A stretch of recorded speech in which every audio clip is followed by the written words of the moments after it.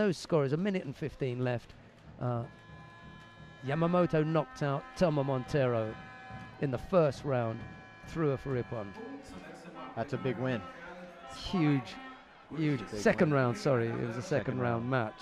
Montero had to buy into the and Montero won Paris a few weekends ago, correct? And there's a 17-year-old coming to, knock around. And we know who the number 1 is. That's Matsumoto Kaori. Yep. She's at the top of the draw. We know who the number 2 is. That's the world champion Sato Aiko. So, we could be looking at number 3 or number 4 here. Yep.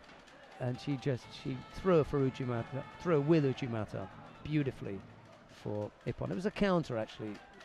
Montero had attacked her right-sided and missed with a drop Seanagi, and Yamamoto threw up from very, very low down. Montero was really, really low down. Yamamoto still managed to come up with that beautiful Uchimata. We also saw Endo of Japan defeating Dumitru of Romania, the Olympic champion. First round, an 18-year-old, throwing her out. So that wasn't a bad attack from Hein, she was pushing and it looked dangerous for a moment. If she'd rolled, that would have gone big. This is the learning process. You can almost see the young Japanese learning here, They don't get caught with that later on, and they throw with that later on. This is all the pieces are being constructed here. And when the draw came up, I was looking at the Japanese. Yamamoto had Montero. It was almost, she almost went, yes. Now, for other countries, they'd say, oh no, this is not what I want. They came here looking for this kind of competition. Yeah. They came to compete against the best. Against the best. They only want to fight the best, and they want their fighters getting the best fighters. They want to knock them out. They want to learn from them. They want to get that experience. It's different for Japanese. They have to come and they have to fight the rest of the world on this kind of stage. We need to graduate to that stage. We need to take our time and get up there. Well, a lot of countries don't have that national level competition that Japan has.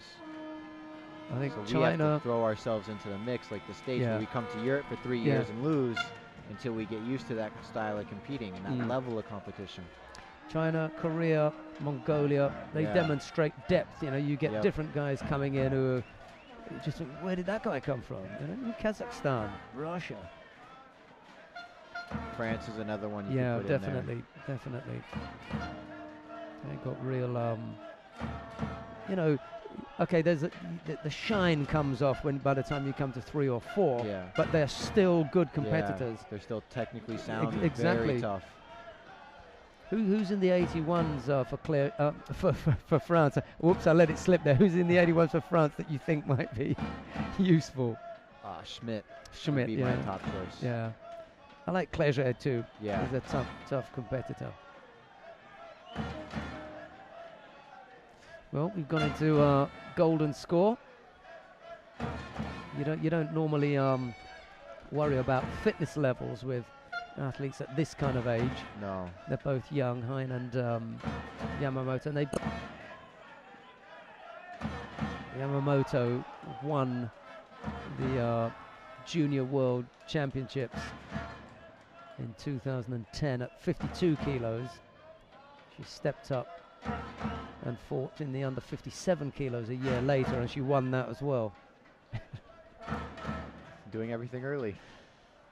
Took a silver medal at the Tokyo Grand Slam at 16. Wow, that's impressive. And the other thing was she looked good doing it, Travis. She looked competent. She looked, solid on her feet. She had nice nearvaza, good transitions, good work. I mean, really entries into different types of Osai waza that just, what's she doing there? How's that working, Oh, looks like she's going to get her here. Just the foot needed to come out. But they've given her long enough. Yeah. So you can see it just the knee coming up and squeezing there. The crowd screaming for a mate, and they probably get it now. Got it. See, when it's going that way, you've got to give them time. Yeah. You've got to give him that little bit. They've gotten that time. far. You got to give them a little bit extra to see if they can finish it. And you could see that the top half and the roll had been constructed well, had been carried out well. So it follows that that she knows that this is the route. I do this, that, this comes next, you know, and then you got to give her the chance, having worked into that position. Hein still in it. Minute and 4 seconds left to go. Just the one yellow card next to Hein's name. You know, you don't want to get a masterclass in Nevaza from an 18-year-old, do you? Yeah, not at all. But with the Japanese lightweight women, you know, if they're going to show you something in Nevaza, you don't mind. Yeah. You're going to see something. This is the coach, her eyes lit up with the Montero match. and also for Endo, she was smiling when she drew Dumitru. You know, these are people that you normally want to avoid. Like Travis is going looking for people, they come looking for people.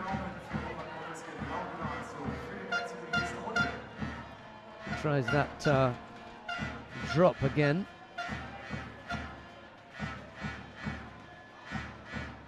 Must be painful now.